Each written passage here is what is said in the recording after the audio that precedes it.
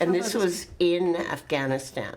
Ann Snyder's son, Captain Jonathan Snyder, died fighting for Canada in 2008. She's upset the Canadian government excluded her from the ceremony honoring her son and his fallen comrades. I'm insulted that we were left out because it's kind of like, I hate to say it, like a slap in the face.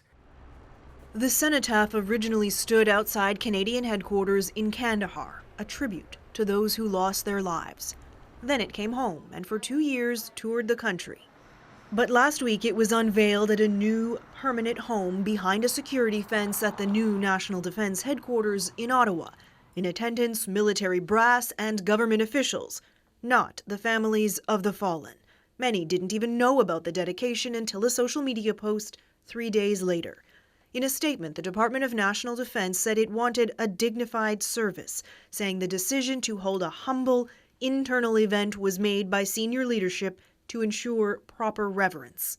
You know, I'd like to use a bad word there and say BS. I mean, who would feel more reverent at that event than the other families and myself?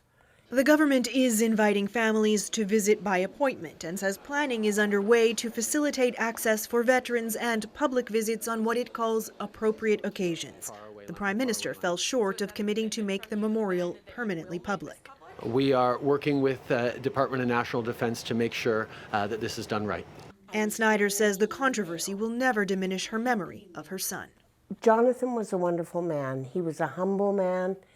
He was smart. But most of all, he loved his troops. She says he would be disappointed that those who loved him most were not invited to an event recognizing his ultimate sacrifice.